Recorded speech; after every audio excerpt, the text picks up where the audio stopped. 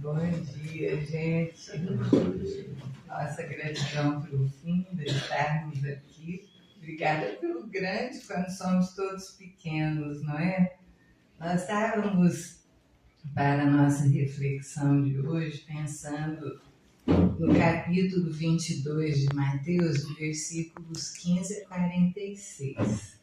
São episódios que nós todos conhecemos, mas que nós pensamos em usar para essa nossa manhã, quando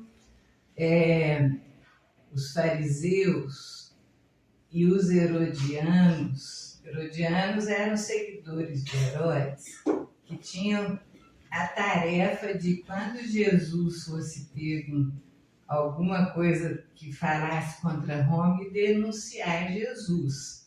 Então, os fariseus, os enviados dos fariseus e os herodianos, eles foram até Jesus e perguntaram a ele, depois de muito tempo eles raciocinando, elucubrando, como é que eles poderiam pegar Jesus em alguma situação de dificuldade.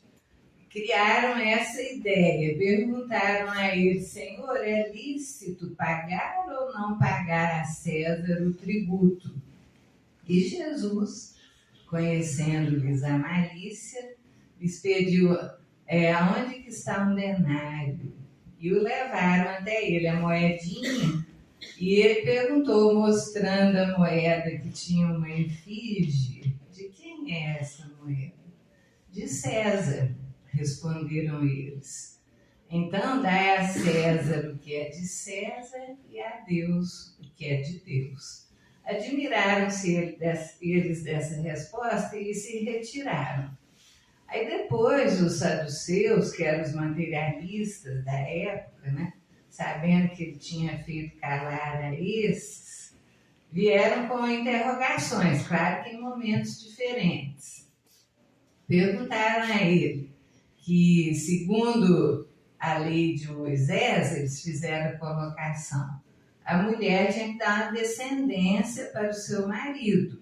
Então, vamos supor que uma mulher que fosse casada tivesse ficado viúva, sem que o marido tivesse um filho, uma descendência. Então, ela seria dada ao que viesse depois, para dar uma descendência ao primeiro. E assim aconteceu 7 vezes, e 7 vezes ela não teve nenhum filho. Então, no dia da ressurreição, perguntaram eles, com quem ela ia ficar dos 7 que a tiveram? Aí Jesus respondeu que eles não estavam entendendo direito, porque as coisas no mundo espiritual não eram iguais aqui, que lá eles viveriam como anjos de Deus, e que Deus não era Deus dos mortos, e sim Deus dos vivos, porque a vida continuava. Eles admiraram essa resposta. E um deles, tendo presenciado isso, ele perguntou a Jesus qual que era o maior mandamento da lei. E Jesus respondeu: amarás o Senhor teu Deus de todo o coração, de todo o seu sentimento, né? E o segundo, semelhante a esse, é amarás o teu próximo como a ti mesmo. Aí eles também se admiraram, e Jesus, quando falava, olhava diretamente para o interlocutor, porque quem era o próximo dele naquele momento era o próprio Jesus, que estava sendo ali testado, quer dizer, cadê o amor dele com o seu próximo?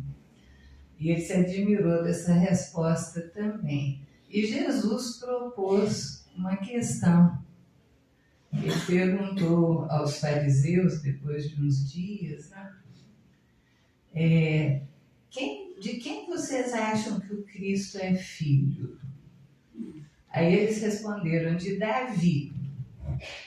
E ele argumentou: mas como pode ele ser filho de Davi, se Davi diz: o Senhor disse ao meu Senhor, senta-te à minha direita até que todos os inimigos estejam sob os teus pés.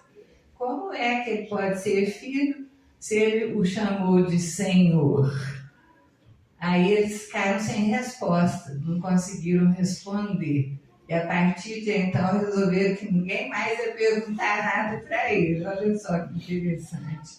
Isso mostra a inteligência superior, a inteligência capaz de vencer todas as dificuldades racionalmente. Então, uma das outras situações muito nossas conhecidas é quando ele estava lá em Jerusalém e vieram trazendo aquela mulher que foi pega em adultério e que a lei mandava que fosse lapidada. O que é que ele diria? Porque se ele dissesse que era para cumprir a lei de Moisés, ele estava indo contra ele mesmo nos seus argumentos de amor. E se ele dissesse que não era para obedecer à lei de Moisés, eles iam ter argumentos para o prender, porque ele estava sendo desobediente à lei. Mas olha o que faz a inteligência superior.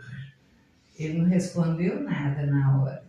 Começou a escrever no chão e eles ficaram curiosos, chegaram lá perto para ver o que é que ele estava escrevendo. Ele estava colocando ali no chão os defeitos da criatura humana. E cada um identificou o seu. E ele então simplesmente respondeu: aquele que estiver sem pecado, seja o primeiro a tirar a pedra. Não ficou ninguém, só ele e a mulher. Todos foram se retirando. Claro que os discípulos que escreveram sobre esse episódio. E ele então disse à mulher: mulher, ninguém te condenou? Não, Senhor. Então nem eu te condenarei. Vá, não erres mais, para que não te suceda o pior. Isso tudo é orientação para nós, mas nós vemos aí a inteligência, tanto intelectual quanto emocional, a serenidade na hora de argumentar. E se nós nos reportarmos aos espíritos da primeira classe, a gente gosta de recordar isso, porque são os que já alcançaram a união com Deus. Nós ainda estamos nos comecinhos, né? Estamos aprendendo, ainda falta uma grande jornada, mas é um estímulo que nós chegaremos lá. E eles já alcançaram o máximo de desenvolvimento intelectual e moral. Então, realmente, ninguém conseguiria vencer Jesus com interrogações ou argumentos, porque ele tinha todo o brilho desse espírito que já alcançou toda a superioridade intelectual e moral. Basta nós nos reportarmos à sua infância, naquele episódio, quando ele, tendo sido levado ao templo de Jerusalém, com 12 anos de idade, ele encantou a todos aqueles sacerdotes lá do templo com a sua inteligência brilhante, com as respostas que ele dava a eles. Aí nós vamos nos colocar no momento presente. Nossa, hoje em dia, segundo as orientações dos espíritos, nós estamos vendo uma nova geração. Uma geração que está demonstrando inteligência brilhante. Nós estamos vendo as crianças, né? Desde o berço. A gente que lida com criança, nós vamos avaliar os bebezinhos de 2, 3, 4 meses. Tem um repertório de indagações no sistema eletrônico lá do ESUS, né? Que você tem que responder o desenvolvimento da criança de acordo com a idade dela. Então, com 3 meses, tem que fazer isso, isso e aquilo. Aí você vai perguntando para a mãe: já faz tal coisa? A mãe faz. Com que idade começou? Lá no sistema está marcado 3 meses. A gente tem que mudar tudo com 1 mês, com 1 mês e meio, com 2 meses. Difícil alguém começou exatamente na época que foi colocada ali oficialmente. Então, eles são precoces. estão mostrando uma inteligência muito grande precocemente.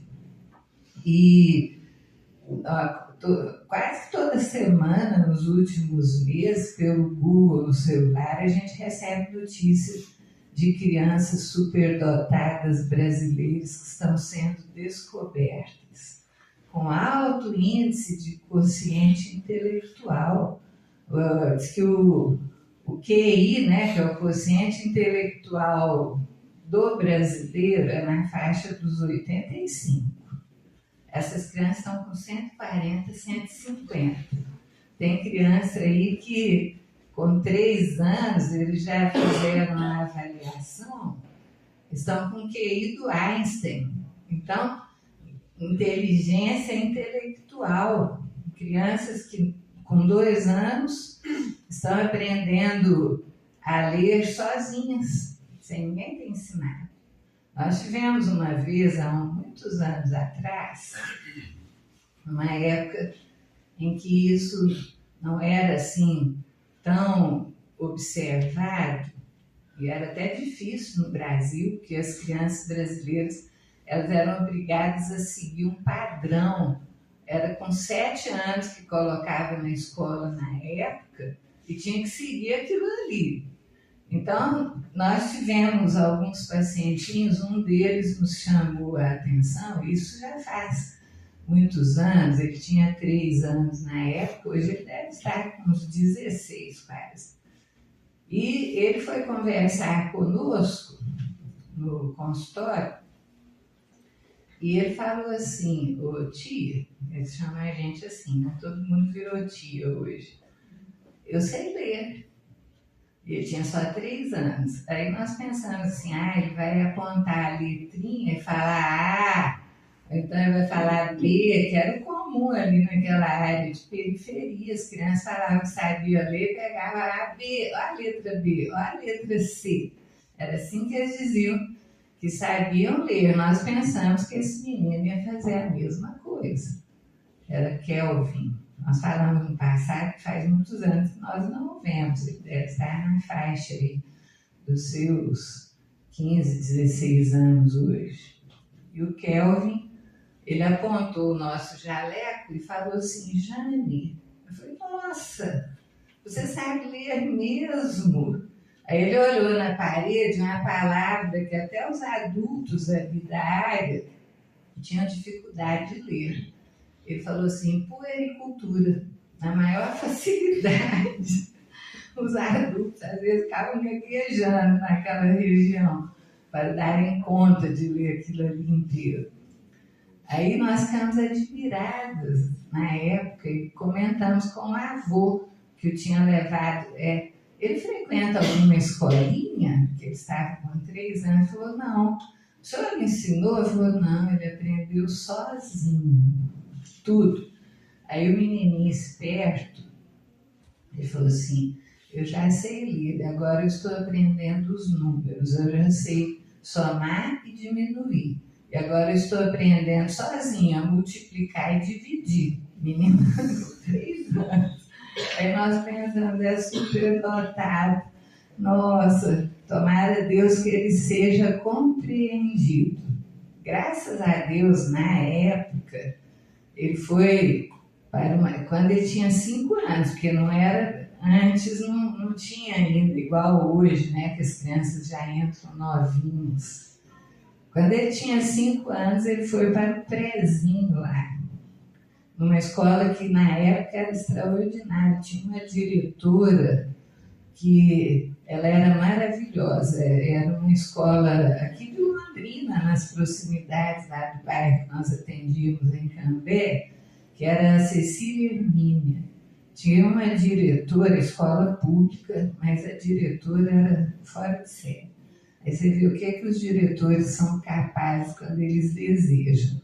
Porque, certa ocasião, conversando com outro jovenzinho, esse de 8 anos, muito obeso, obesinho, nós perguntamos a ele se os coleguinhas não estavam fazendo bullying com ele por causa do excesso de peso.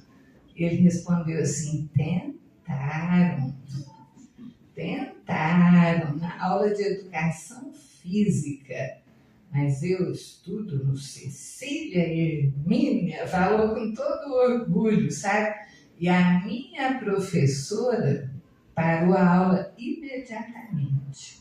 Chamou a atenção do meu coleguinha que aquilo não era permitido e no mesmo dia à tarde a diretora se reuniu com os pais dele. Na minha escola não tem bullying. E isso, 20 anos atrás. E aí, esse menininho, o Kelvin, graças a Deus ele foi colocado nessa escola com essa diretora. E a professora, ela percebeu, chamou a atenção dela a capacidade do menino, que ele tinha 5 anos na época, e as crianças estavam começando a aprender as letras. E ele ia na biblioteca pegar livros para ler. Então, o que ela e a diretora fizeram? Diante de uma situação que era difícil o superdotado ser reconhecido no Brasil, tanto que houve uma época que um senador que era muito ligado com esse processo de educação, ele comentou, na época o Brasil tinha 200 milhões de habitantes, que devia ter pelo menos uns 20 mil superdotados no Brasil. Onde é que eles estavam? Que não estavam sendo descobertos. Onde que eles estavam? Então, agora sim, hoje nós estamos vendo, mas naquela época, com toda essa dificuldade, a direção da escola e a professora perceberam a capacidade desse menino e ele foi, então, em vez de ficar na turminha dos 5 anos, eles o puseram na turma dos 7.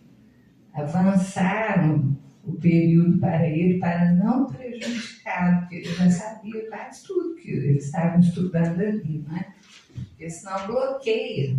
Acontece isso, que se não for descoberto e impulsionado para a frente, eles sofrem bloqueios e acabam ficando no ostracismo. Isso aconteceu com o neto de uma amiga nossa. Hoje ele já tem uns 40 e poucos anos. Mas quando ele tinha 3, ele já tinha aprendido a ler e escrever sozinho. Com 5 anos, ele estava estudando os foguetes da NASA. Então, a gente via a inteligência superior do menino. Quando ele tinha, acho que 17 ou 18, ele queria fazer aeronáutica. Passou no Enem com a nota máxima de 100, com a redação 100. E aí, infelizmente, se ele tivesse estado nos Estados Unidos, ele tinha ganhado uma bolsa, né, para impulsionar a inteligência dele. Aqui no Brasil, ele não tinha dinheiro para pagar a única faculdade que tinha de aeronáutica, não conseguiu fazer a faculdade. No fim das contas, ele fez administração de empresas e hoje segue comumente, né? Não desmerecendo a profissão que é maravilhosa, mas ele podia ser alguém lá do ITA, né? Com a capacidade dele. E desapareceu. E assim nós vimos muitos acontecer.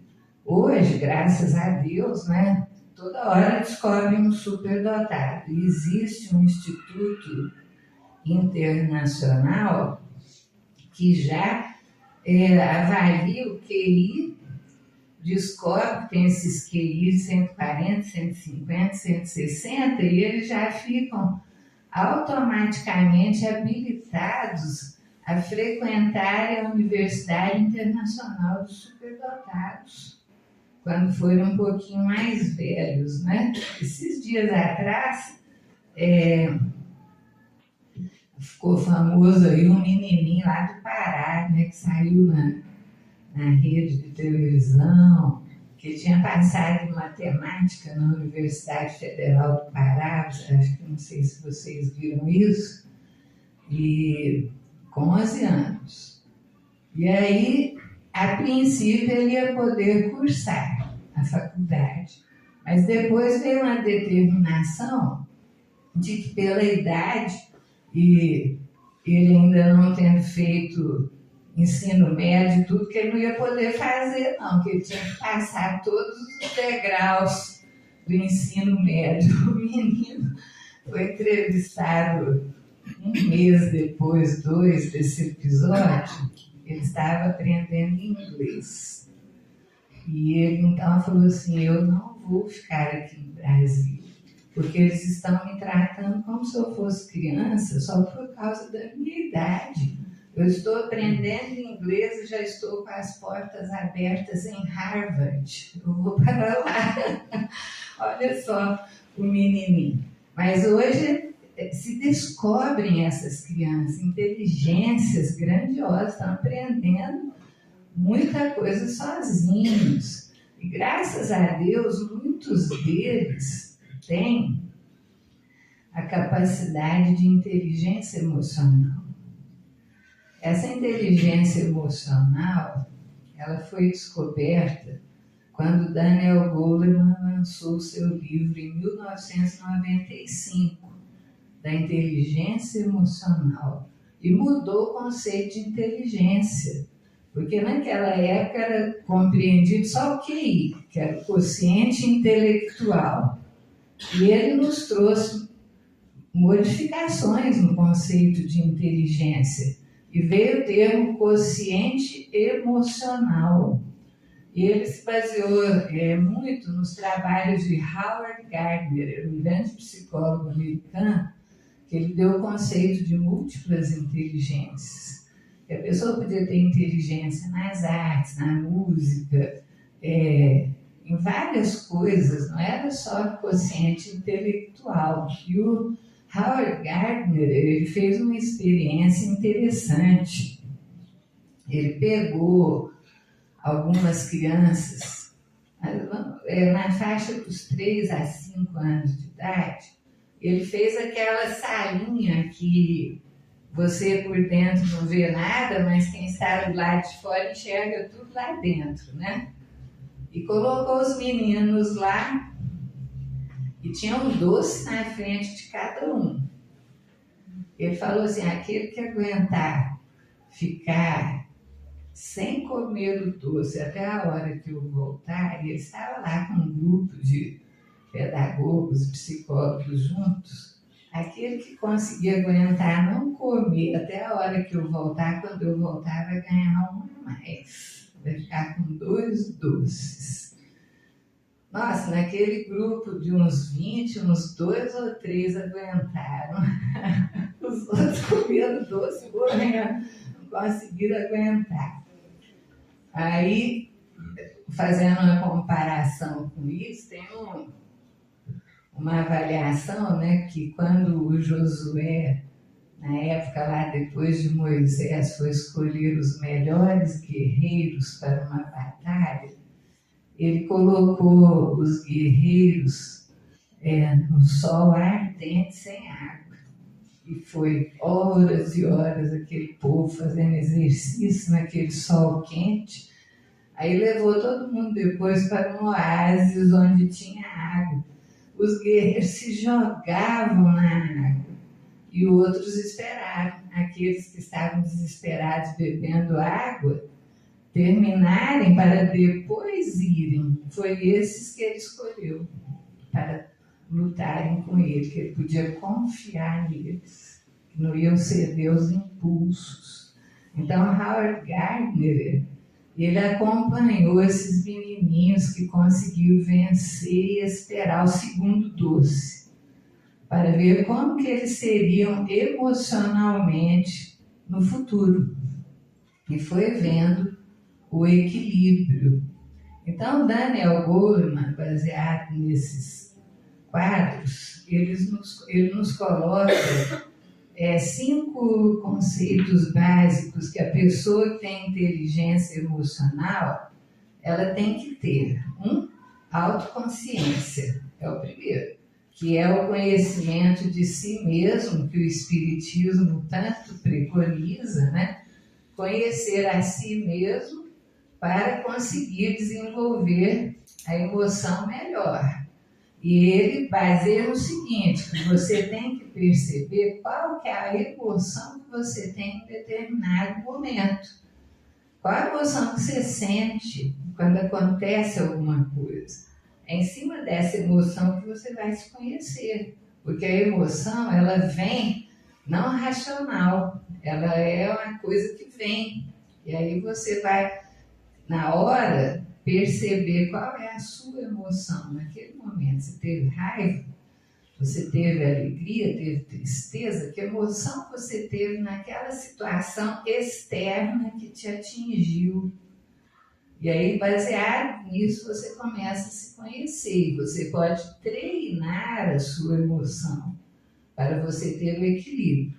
O segundo conceito dele é o controle dos impulsos, que foi isso que o Josué viu quando testou os seus soldados.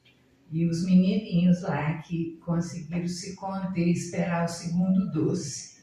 Então, você controlar os impulsos é uma habilidade emocional. E nós tivemos esses dias uma senhora muito querida, né? Que nos veio conversar conosco e nos perguntar como é que eu faço para me tornar melhor e vencer meus impulsos, porque a minha filha me deu uma mordida, olha só. A menina já tem 20 anos, acho que mordeu não foi de raiva, não. Sabe aquelas brincadeiras que às vezes dá aquelas mordidas, a mordida escapou do controle, foi um pouco mais forte, ela disse que não pensou, reagiu no impulso, deu um tapa na menina e ficou arrependidíssima com aquilo. Então ela falou, como que eu faço para vencer isso, agir mais desse jeito? Em primeiro lugar, tem que ter essa vontade, a vontade de não repetir. Orar e ter acesso a esse conhecimento de que ainda existe esse impulso que precisa ser corrigido. Então, vamos repetir, né? A compreensão que o Daniel Goleman nos traz. Primeiro, que é a autoconsciência. Segundo, o controle dos impulsos. Terceiro, é a empatia, que é a capacidade de você sentir o que o outro está sentindo, né? E aí nós vemos o Evangelho segundo o Espiritismo e Jesus nos ensinando o tempo todo que nós devemos nos amar uns aos outros e tudo aquilo que queremos que nos façam, que façamos nós aos outros. Então, é o sentir a dor do outro, é a compaixão. Nossa, nós estamos vendo isso tanto, né? Com essa situação dolorosa que acometeu o Rio Grande do Sul. Gente, a empatia brasileira está maravilhosa. A compaixão de ponta a ponta do Brasil. A gente assiste aqueles vídeos e nós choramos de emoção pela beleza dos atos de compaixão, dos atos voluntários, não é? E por falar nisso, nós recebemos um WhatsApp da nossa querida Tânia, esposa do Dr. Júpiter, da Casa do Caminho, que ela abriu um grupo no WhatsApp que se chama Mãos Solidárias. Não sei se alguém teve acesso. Ela nos mandou algumas fotos lá da Provopar de Londrina. Gente, tem tanta doação ali que é um absurdo de doação. Ela falou assim para mim, essas fotos já tem alguns dias, agora deve estar pior ainda. Então ela está selecionando voluntários para irem lá. Ela está verificando com o encarregado que dia e hora que eles podem ir, para ajudar a separar as coisas. Gente, que é coisa demais. E diz que dependendo da quantidade de voluntários, pode demorar dias para conseguir. Então, quem tiver interesse, né, movido pela empatia, entre em contato com a Tânia. Ela é gaúcha. Ela falou, já que nós não estamos lá em condições de estarmos pessoalmente lá, vamos ver o que a gente aqui à distância consegue fazer. E criou esse grupo Mãos Solidárias, que precisa de voluntários para irem lá ajudar. Então, isso é a empatia. É a gente se mover pela compaixão para auxiliar. E, graças a Deus, o Brasil está mostrando demais isso. E aí, uma situação muito linda que pode estar acontecendo dentro desse contexto de dor e sofrimento, que já deve ter passado na cabeça de muitos, é que a bondade divina, quando ela permite uma dor, sempre tem algo por trás que pode ser aprendido, que pode ser aproveitado. E o que nós estamos observando é que talvez não, é muito provável que essa polaridade que tomou conta do Brasil, essas desavenças, né, de nós contra eles, ricos contra pobres, norte contra sul, preto contra branco, que isso vai desaparecer. Nessa situação de dor, todo mundo está ajudando, movido pela compaixão. E nós temos notícias de irmãos nordestinos que foram em peso lá no Rio Grande do Sul ajudar voluntários de todo lugar. Isso está sendo maravilhoso, porque vai unir de novo o nosso Brasil no amor, imaginamos, né? Então, não há nada que aconteça por acaso. Os sofrimentos nos despertam. Essa é a empatia, né? O quarto item é a habilidade social que a pessoa tem de se comunicar com os outros, né? Estar bem com os outros. Habilidade social. Então, tem mais um item, que é o número 5, agora nós esquecemos qual que é. Mas, vocês podem procurar, vão encontrar 5 habilidades lá do Daniel Goleman, mas estão todos ligados com essa área da habilidade emocional, né? Que nos ajuda a sermos melhores. E tudo isso a gente aprende no Espiritismo, com todo o conhecimento que o Espiritismo vai nos proporcionando, nos tornando pessoas melhores do que nós somos. E a grande meta hoje, o grande desafio é nós conciliarmos a inteligência intelectual com a emocional. Porque vocês imaginam a criança de altas habilidades com QI 160, se ela tiver bondade, amor no coração dela, quanto bem ela pode fazer para a humanidade? Porque os grandes gênios também criaram grandes destruições, quando eles não tinham essa inteligência emocional desenvolvida, não é? Os grandes criminosos são muito inteligentes, capazes de elaborar crimes aí, que a gente pensa, nossa, é coisa de filme, né? E a pessoa criou aquilo com a inteligência. Se ela tivesse inteligência emocional para amar o seu semelhante, nossa, podia estar fazendo grandes coisas, grande bem para a humanidade. Então, nosso modelo sempre deve ser Jesus, a maior das inteligências que pisou no planeta, governador da Terra, e com toda a habilidade emocional para compreender a dor do outro, para sentir em si com a empatia a dor do outro e ser capaz de ajudar sempre, sem se incomodar, a tal ponto de, no momento crucial, quando ele estava lá no madeiro crucificado, ele nos deixar o último ensinamento: Pai, perdoai-os, não sabem o que fazem. Então, nós estamos com uma geração de extrema capacidade, mas a intelectualidade tem que ser amparada pela emoção equilibrada. E nós temos o dever de ensinar a essas crianças o amor ao próximo. Esses dias nós estávamos vendo na carta dos leitores de Londrina, da Folha, uma cartinha de uma professora lá de Florestópolis, endereçada aos irmãos do Rio Grande do Sul, que ela, percebendo a dor e o sofrimento deles, reuniu as suas crianças. Numa época em que os valores morais estão em falta, para acender nelas o desejo de compaixão e caridade para com o próximo, e mobilizou a escola para enviar socorro ao Rio Grande do Sul. Isso extrapolou tanto que mobilizou a cidade inteira a partir dos alunos da escola.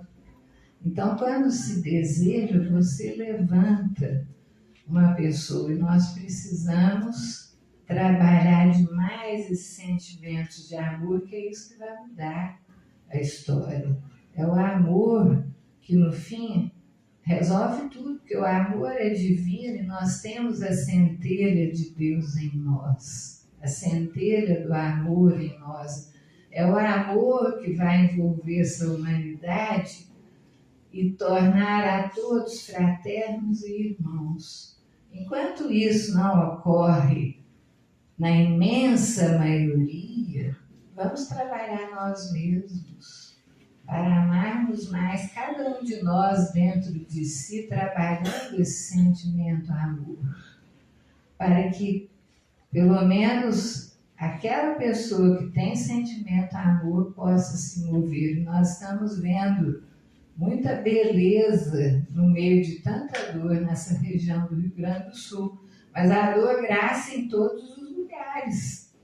A dor está presente em todos os seres da terra, da choupana ao palácio.